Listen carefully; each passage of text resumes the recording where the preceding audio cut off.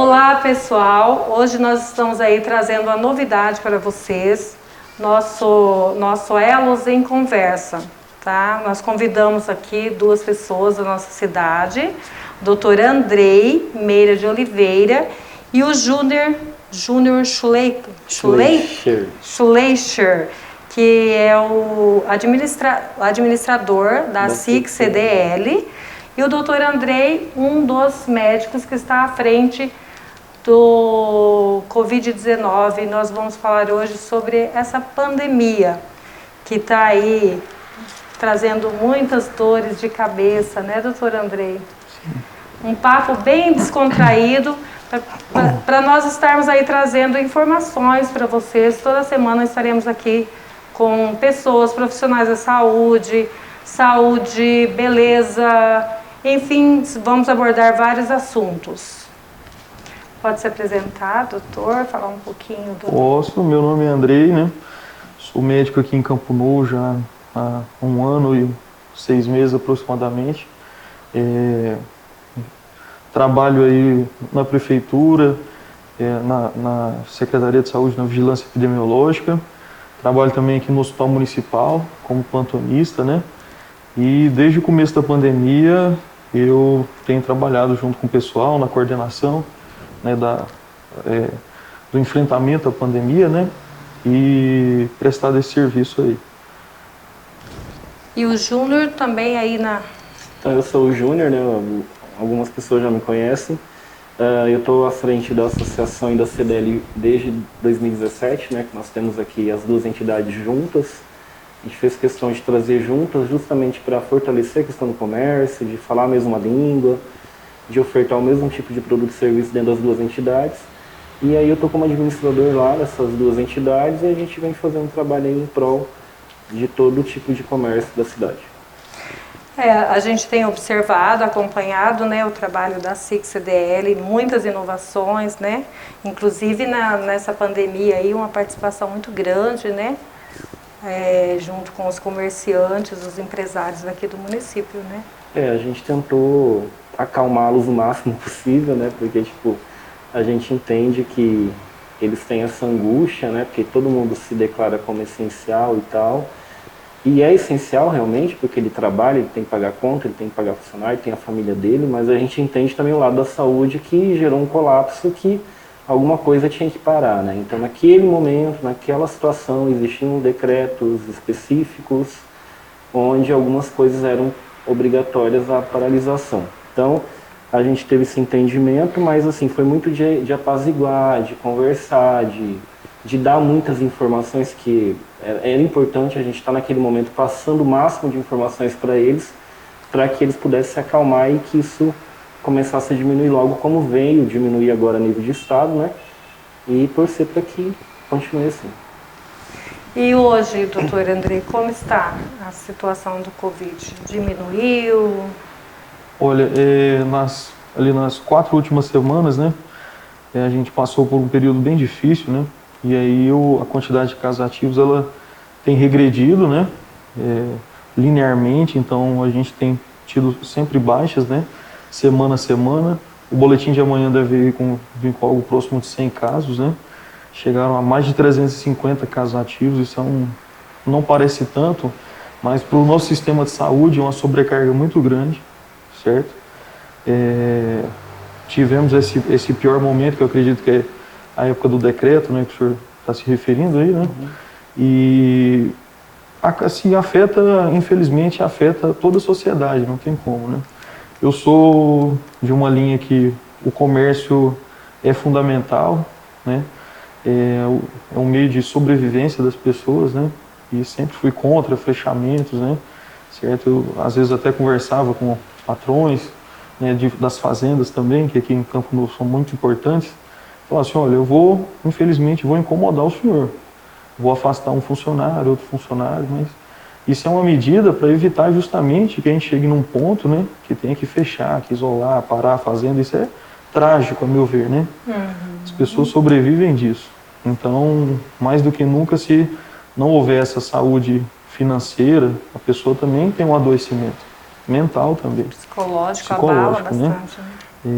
não só mental, mas falta de recurso provoca outros adoecimentos também, né? Certo? Então é muito importante frisar que foi uma batalha grande para todo mundo, né? Muita gente sofreu diretamente com a pandemia, perdeu familiares aí nesses períodos mais drásticos, né? Que a gente teve no ano passado, esse ano agora com esse novo boom, né? E agora estamos vivendo aí um período de maior calmaria. Não podemos baixar a guarda. Não significa que passou e acabou. Mas o horizonte é mais agradável do que aquele de 4, 5 semanas atrás, né? Com certeza. Nós passamos aí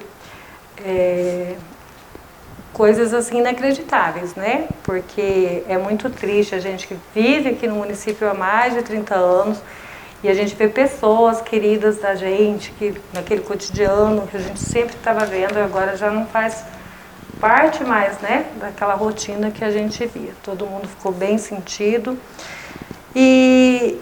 Mas assim, doutor André, eu fiquei sempre me perguntando assim a respeito, eu não sei se você tem essa resposta. O que acontece que às vezes a pessoa está junto da outra e uma contrai o vírus e a outra pessoa que está ali do lado dela não tem essa contaminação, né? Uhum. Assim, a gente pode explicar isso aí de diversas formas, né? Certo? Primeiro, a respeito da comprovação da contaminação. Muitas vezes, né, isso aconteceu comigo, né, a gente tem que usar um critério clínico para diagnosticar uma pessoa, porque os exames laboratoriais, eles nunca são 100% eficazes, certo? Eles têm uma taxa de erro, né? Depende do método, depende do período, né, certo? Na maior parte das vezes, esse erro se dava pela questão do prazo que a pessoa iria fazer aquele exame. Eu já até expliquei, né, em outra oportunidade, né, que tem uma época certa para fazer o teste que é feito de sangue, que a gente chama de teste sorológico. E tem uma época certa para fazer o teste conhecido como teste do nariz, ficou conhecido assim, né, que é o teste de antígeno. Né? Então, muitas vezes esse diagnóstico se dava de uma maneira... não se dava, aliás, o diagnóstico por causa de uma maneira precipitada de escolher o exame e tudo, né? Certo? E outras vezes porque o que acontece? Para o diagnóstico, certo? Tanto de um método quanto de outro, né? Você tem que ter algumas coisas ali presentes, né? Então, a pessoa às vezes tinha, isso falando uma pessoa que tinha Covid e não foi diagnosticada da maneira tradicional com esses 2 exames, né? Estou citando esse caso, né? A pessoa tem um sistema imunológico muito competente e mesmo nos primeiros dias, com tosse, coriza, né? Essa pessoa não desenvolveu uma viremia suficiente para ser diagnosticada ali no teste de antígeno do nariz, né? E às vezes essa pessoa demorou bastante para gerar anticorpos, né? E aí os testes ficam negativos durante um tempo, alguns deles repetiram e deram positivo logo após algum tempo. Agora, pensando mesmo na pessoa que ficou junto de outra e não teve Covid, né? Não teve Covid. A transmissão, né, ela se dá de várias formas, certo? Hoje em dia eu fico menos preocupado do que no começo da pandemia. Porque a gente tem muito mais informação disponível hoje em dia, né? No começo da pandemia, quando a gente isolava uma família, eu sempre orientava, né, quando o paciente era meu, olha, deixa ele isolado em um canto da casa, porque no meu dia a dia de profissional de saúde, no dia a dia de um enfermeiro, de um técnico de enfermagem, você tem uma noção de como se dá a contaminação. Mas para quem não trabalha com isso, a pessoa que não trabalha nessa área, né, ela pode se contaminar às vezes com uma coisa que ela acharia que não se contaminaria, certo? No uso do banheiro, certo? No uso da pia, certo? Compartilhando objetos em casa, né? Então, quando você entra em contato com um objeto ali que recentemente entrou em contato com secreção contaminada, principalmente a saliva, né, ou o escarro, né, você pode ser contaminado, certo? Então, hoje, como tem bastante informação, eu fico menos preocupado. Basicamente, hoje, pessoas não se contaminam, certo? Porque tem mais cuidado do que antes, ou mais informação disponível para se cuidar, né?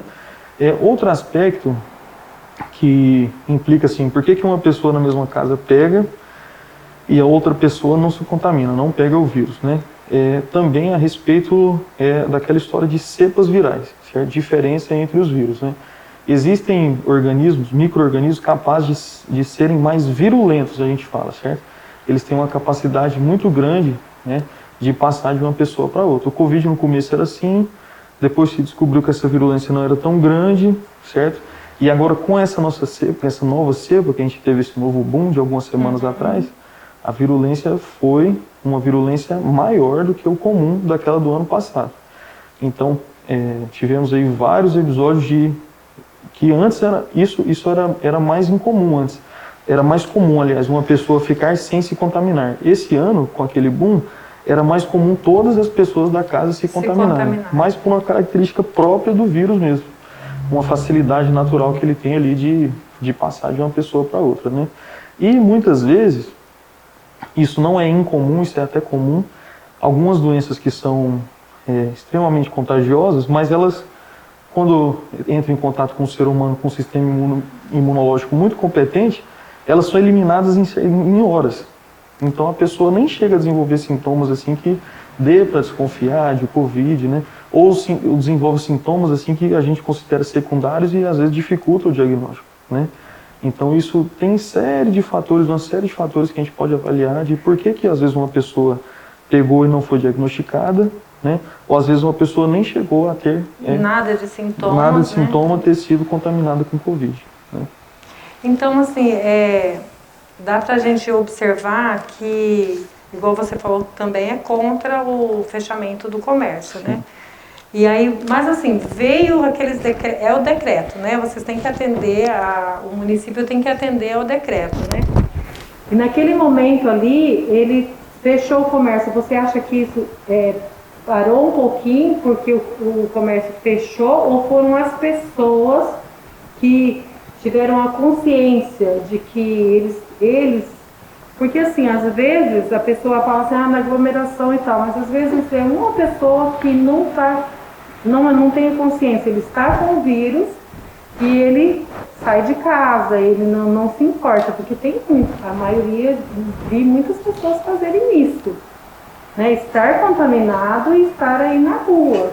E você acabar de ficar sabendo, olha, fulano estava contaminado, muitos não sabem, mas tem alguns que sabem. Mas aí nesse caso, Zenilda, vem muito assim aquilo que o doutor está falando, porque lá em final de fevereiro de 2020, para início de março, quando deu o primeiro boom ali de fechar as coisas e tal, era tudo muito novo para todo mundo, assim, para os médicos, para a equipe, para os empresários, para os governantes e tal, então tá todo mundo muito perdido, assim. Hoje a gente passa um ano aí dessa situação, um ano e pouco, a gente consegue visualizar com mais tranquilidade, aquela loucura de comprar álcool, que faltou álcool na cidade, né? Então, assim, faltou máscara, faltou um monte de situações.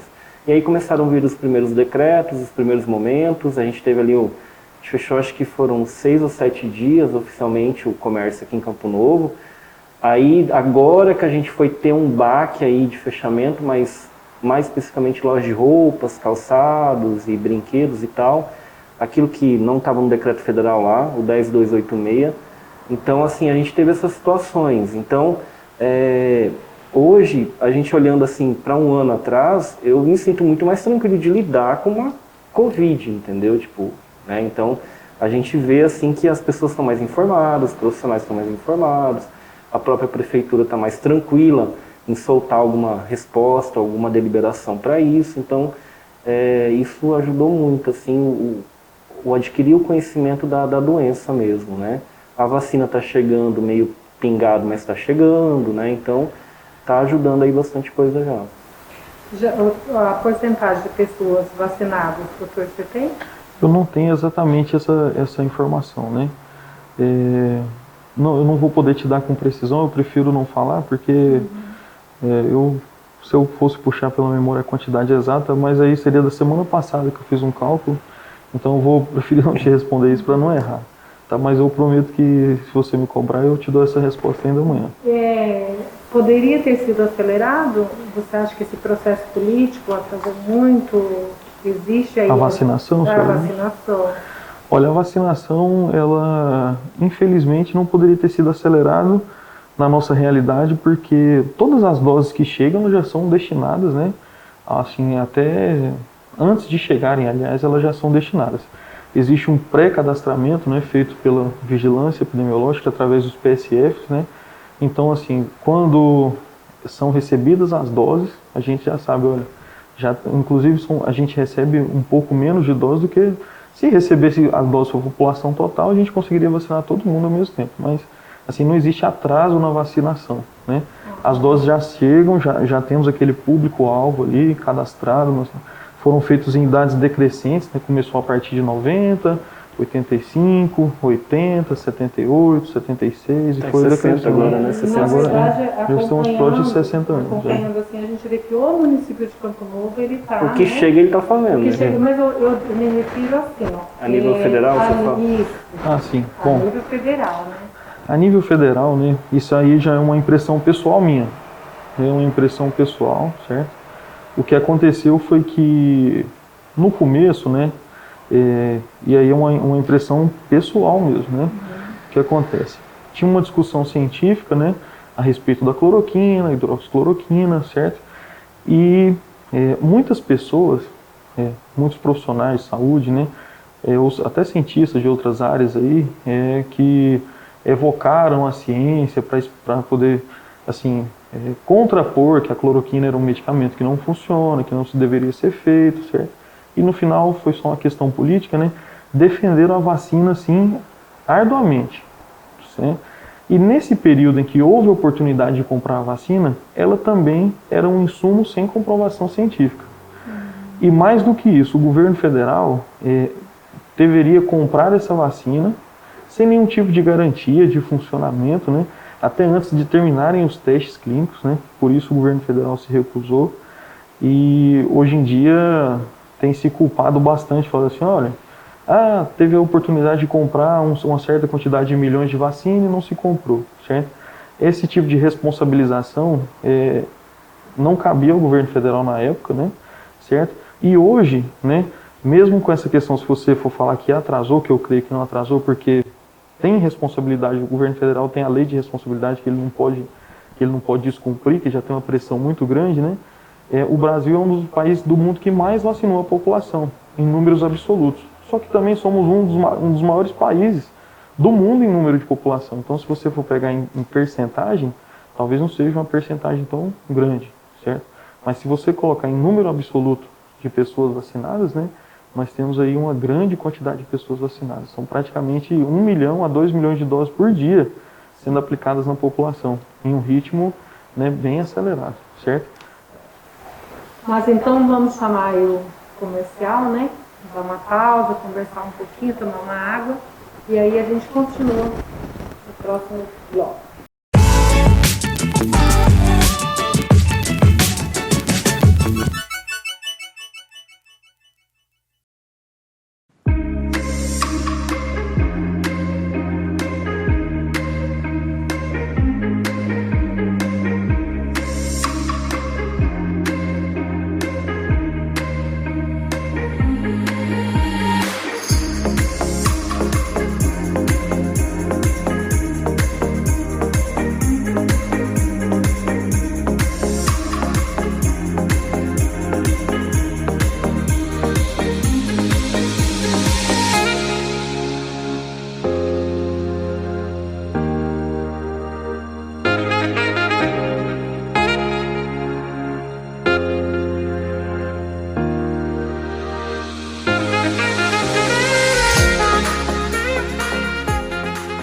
A tecnologia na produção agrícola avança em alta velocidade. Não dá para se manter atualizado com uma conexão lenta. Para ter qualidade, estabilidade e alta velocidade, sua melhor opção é a VST Net Fiber. Tecnologia de ponta e equipe altamente qualificada à sua disposição o tempo todo. Eleita pela 5ª vez destaque empresarial na pesquisa, a SIC CDL. VST Net Fiber, conectando o campo e a cidade com o mundo. Olá pessoal, tudo bem? Meu nome é André Borges, eu sou gerente comercial da empresa Safra Loteamentos, que faz todas as vendas do loteamento Novo Centro Jardim Milão.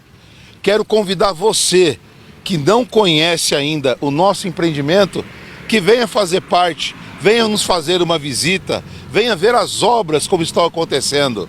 E você que já comprou, venha conferir também. Traga um amigo, traga um parente que tem vontade de adquirir um lote e realize o seu sonho aqui conosco. Novo Centro Jardim Milão. Venha, venha conhecer.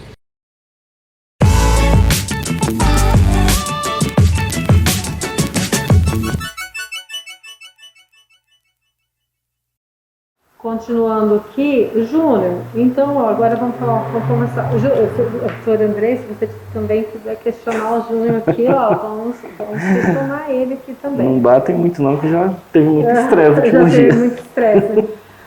Quando, eu acredito, né, todo mundo acredita que quando saem esses decretos ali, o pessoal vai tudo em cima vai a prefeitura e a SIC, né? Não tem como, essas cobranças aí. Como que vocês estão se organizando para estar passando para eles? Eles estão entendendo?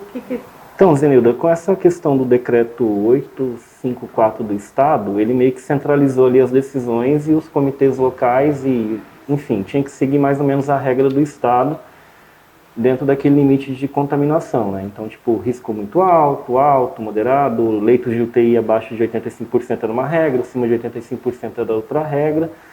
Nós saímos do muito alto para o alto e eu acredito que dos leitos de UTI caiu de 85%, eu estava vendo matéria sábado, eu acho, que parece que baixou de 85%, eu não tenho certeza dessa informação. Eu também não tenho, a última vez que eu conferia foi sexta-feira da semana passada, estava 93,2. Uma coisa assim, talvez um boletim de terça agora tem uma mudança. Né?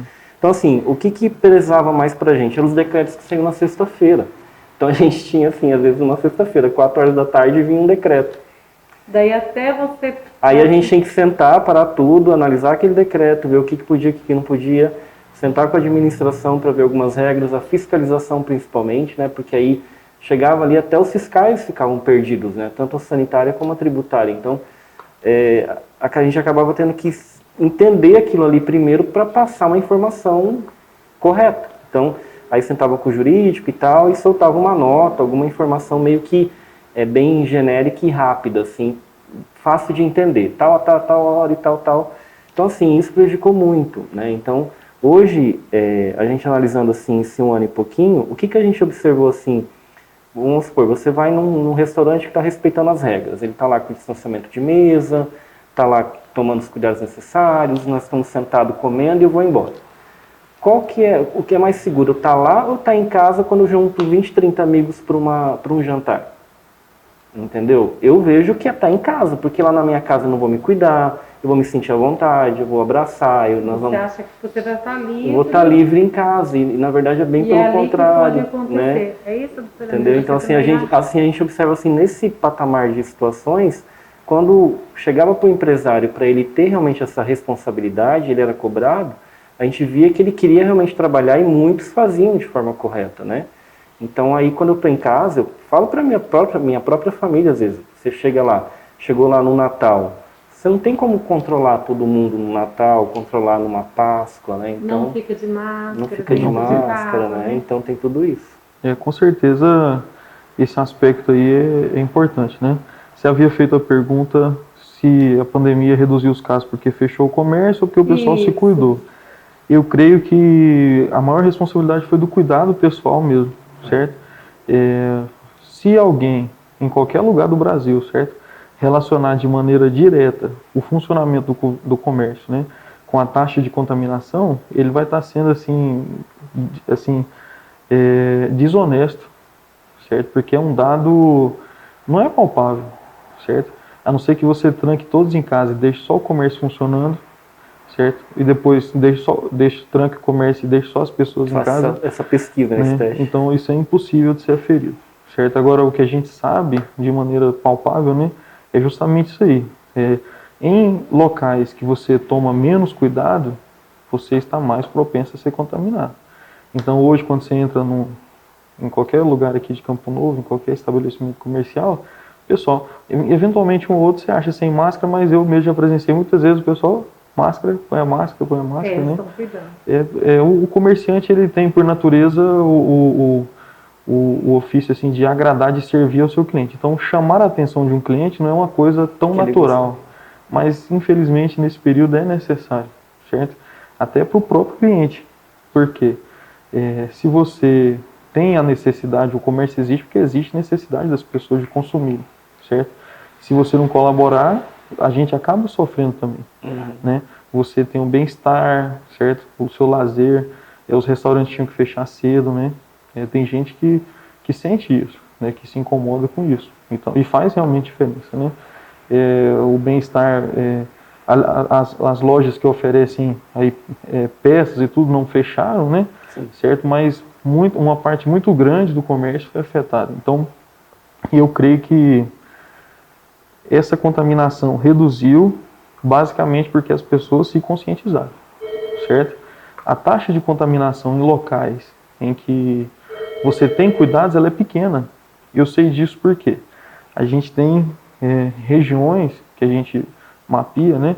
E na área da saúde, entre os profissionais de saúde, é uma das menores taxas de contaminação. Por quê? Quando você vai ali no hospital, eu atendo um paciente, álcool na minha mão, passo até álcool na mão do paciente, uso máscara para atender o paciente, né? Às vezes eu retiro a máscara que ela me incomoda, mas não durante o atendimento. Eu retiro depois do atendimento, coloco de novo, álcool, cuidado. Então, a taxa de afastamento assim, que a gente tem de funcionários da saúde é menor do que em outras secretarias, né? Da prefeitura, certo? Em todos os ambientes, no hospital, nos postos de saúde, certo? E, ele foi contaminado. Eu não consigo fazer uma linha direta entre ser contaminado no trabalho e na família, certo? E muitos já chegam falando assim, doutor, foi no meu final de semana tal. Não foi em trabalho, entende? Então a mesma regra, ela pode ser estendida para o comércio com certeza, certo? Assim, o comércio fechou e isso reduziu drasticamente o vírus, certo? Não podemos fazer essa linearidade. Eu até creio que ela seja desonesta, né? Assim, a ideia de se fechar o comércio é uma ideia que se diminui a circulação de pessoas, e diminuindo a circulação de pessoas, você diminui a contaminação, certo? Só que você diminui a circulação de uma maneira virtual, porque as pessoas continuam no ambiente de casa, fazendo churrasco, e festas, e isso e aquilo, né? E se descuidando, infelizmente, né? Que é uma coisa natural nossa, a gente chega em casa... fim de semana, você quer... não tem como a família não ir, né? Não é nem como evitar. Não é nem nesse aspecto. Às vezes, na minha casa, hoje reside eu e a minha irmã, né? Eu trabalho em um local e ela trabalha em outro. E eu chego em casa e eu não fico de máscara perto da minha irmã, pensando no aspecto pessoal meu. Sim. Então, mesmo que seja com mais pessoas, né? Isso aí com certeza pode ser reproduzido, entendeu? Sim. Então, associar diretamente o fechamento do comércio à redução de casos, eu não creio que foi isso que aconteceu, não. E o que eu percebi foi, de uma maneira direta, maior medo das pessoas. Eu não gosto de pessoas com medo, eu gosto de pessoas informadas. A informação reduz o medo e aumenta o entendimento, né? Mas se o medo foi uma ferramenta aí, né, que fez ela se conscientizar, foi um mal que veio para o bem, certo? Mas eu não gosto assim que usem medo para tentar, né? Mas foi um período de grande medo, então as pessoas viram que não estava fácil, aumentou bastante os casos, né? Esses casos aumentados, essa divulgação midiática e tudo fez com que as pessoas se cuidassem mais, né?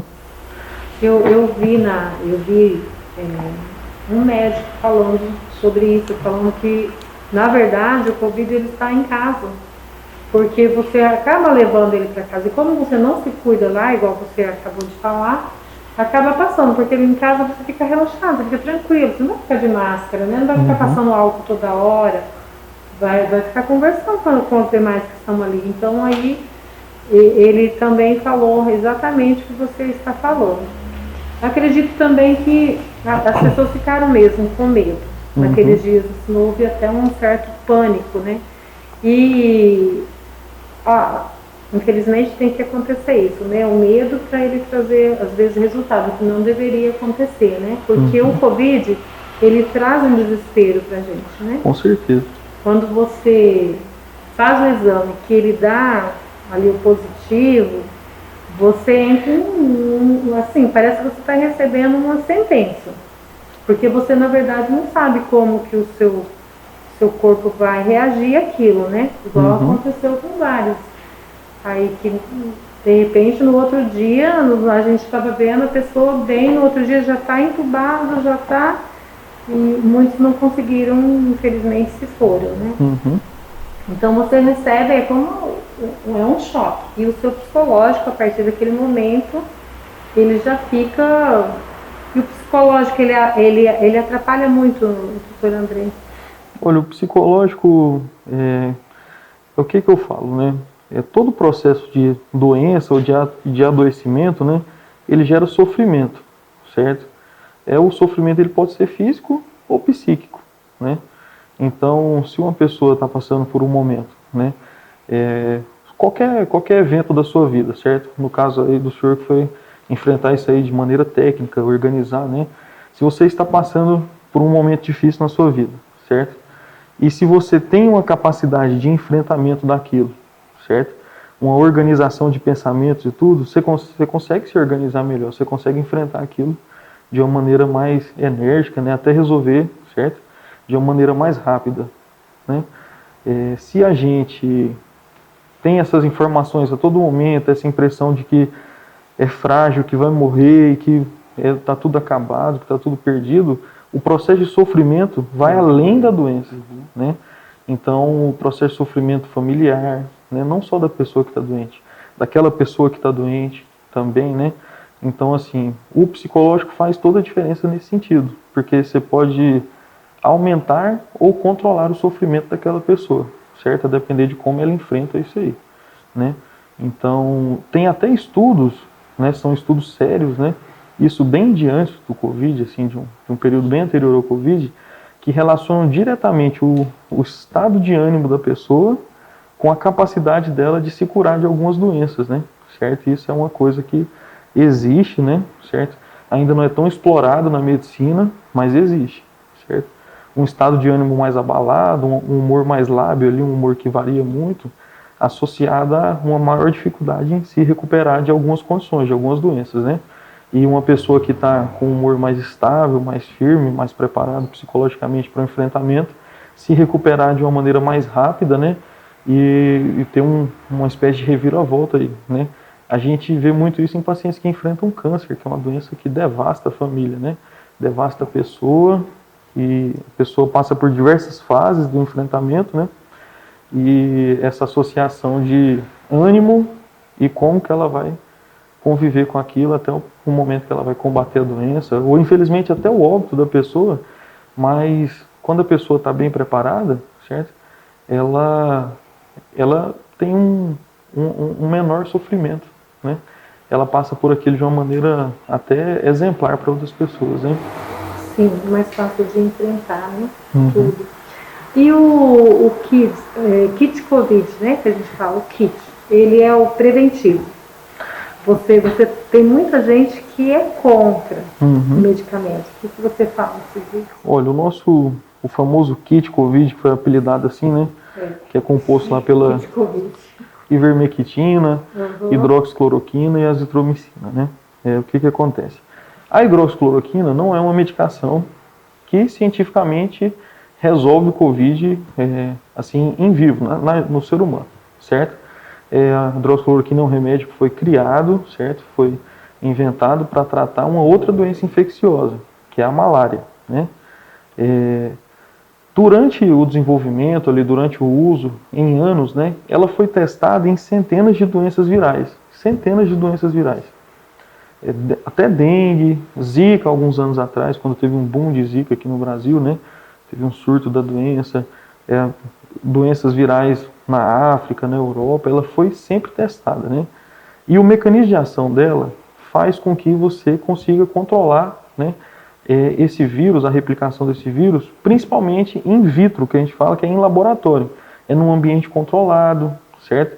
Ela consegue conter a maioria desses vírus. Mas quando você aplica isso na população, essa mesma capacidade ela é reduzida, ou até ausente, certo? Como no Covid a gente não teve muito tempo para testar, certo? Então ficou uma coisa assim, muita gente contra, muita gente a favor, né?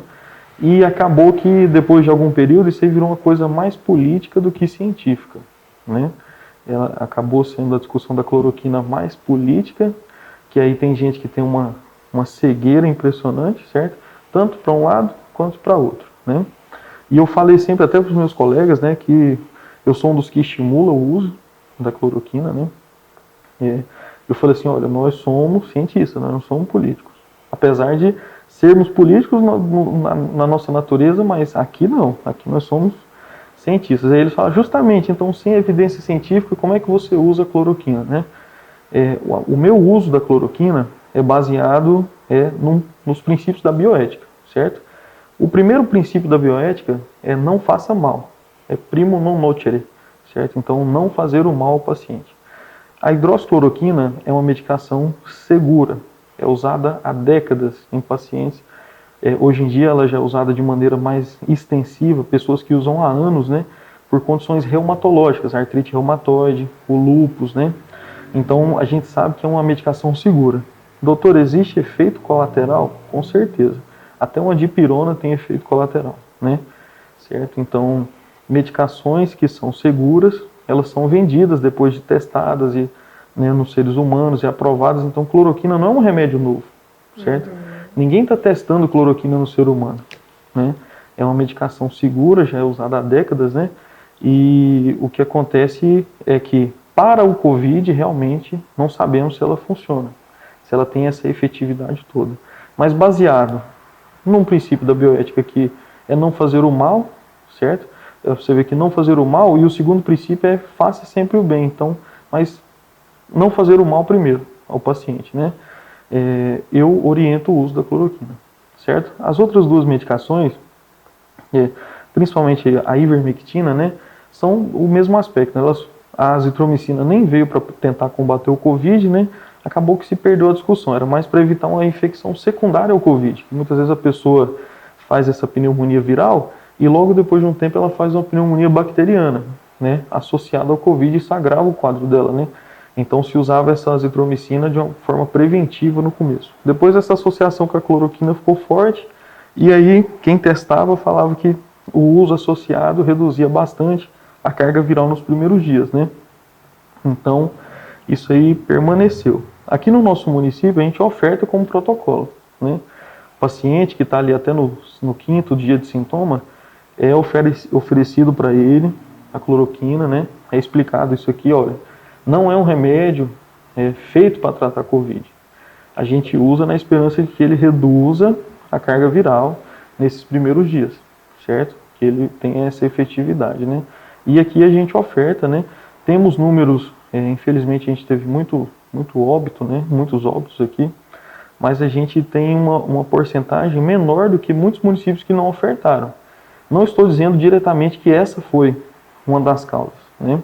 Tem toda uma outra questão de assistência à saúde, de acesso que a gente ofereceu, talvez os outros municípios não ofereceram acesso assim tão expressivo, né? Que tudo isso, todo esse contexto faz diferença, né? A atenção hospitalar também, você pegar aquele paciente que está piorando e tentar melhorar ele, né?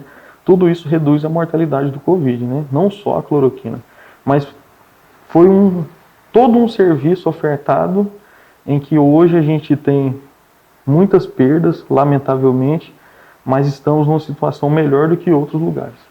A gente tem acompanhado aí realmente, né?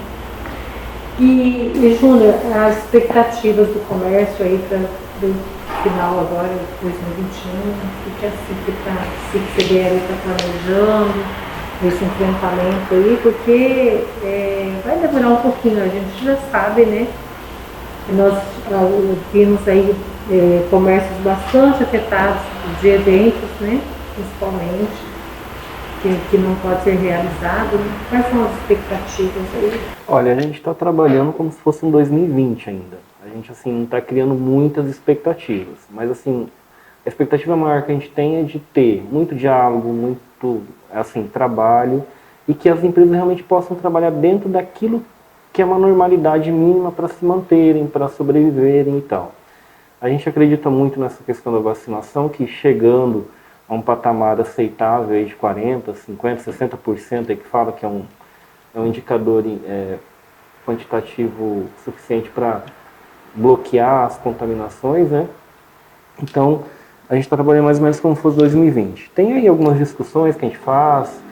A nível de estado, tem algumas linhas de crédito aí para o setor de eventos, bares, restaurantes. A nível federal, algumas prorrogações de impostos, alguns refis, enfim, no próprio município aí implantou agora o refis local. Então, assim, a gente está trabalhando dentro daquilo que vai sendo possível a gente buscar e trazer para a nossa realidade, mas sem criar muito pânico, sem criar muita expectativa. A expectativa sempre é a máxima possível positiva, né? Mas a gente sabe que ainda é uma questão, talvez possa vir uma terceira onda, a gente não sabe como é que vai ser isso, porque realmente não tem ainda uma cobertura vacinal grande, então isso pode acontecer. Então a gente tem aí uma expectativa de trabalhar um 2020, dentro de um 2021, mas com um diálogo, com parcimônia com todos, né, e tal, para que a gente realmente possa terminar 2021 e chegar lá no Natal com o máximo de pessoas vacinadas possível, né? Então acredito que é mais ou menos nessa linha. Assim. É a esperança, né? É a esperança. Todos os brasileiros aí. Mas, gente, então, vamos encerrar hoje o nosso bate-papo, a nossa conversa, né? Deixando aqui o espaço aberto. Eu acho que vocês precisarem conversar, quiserem bater um papo com a gente, para estar passando informações, né? Para o pessoal aqui de Campo Novo, da região, estamos aí de portas abertas, né? Lançando agora o Elos em Conversa. E estamos aqui à disposição, agradecemos muito a participação de vocês, tá? Esperamos mais vezes aí estarmos conversando. Tem mais alguma coisa para... Só agradecer o espaço, né? A gente ser os primeiros a estarmos aqui, né? Mas assim, é bacana que é uma forma de plataforma diferenciada e que talvez as pessoas estão cansadas de uma coisa e quem tem esses podcasts assim, usa e tal, é uma forma de também estar vendo um conteúdo diferente dentro daquilo que ele já vê no dia a dia. Também agradeço o espaço e a confiança em me chamar para essa estreia, né? É isso aí, a gente, mais uma vez, o horizonte é mais confortável do que a gente tinha, mas a gente não pode baixar a guarda ainda, né?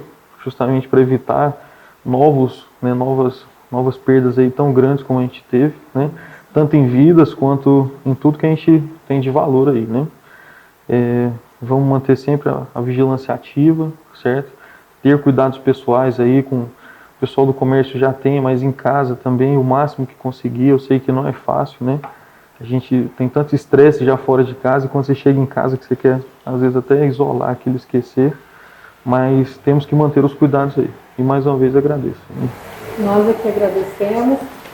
Até a próxima, pessoal.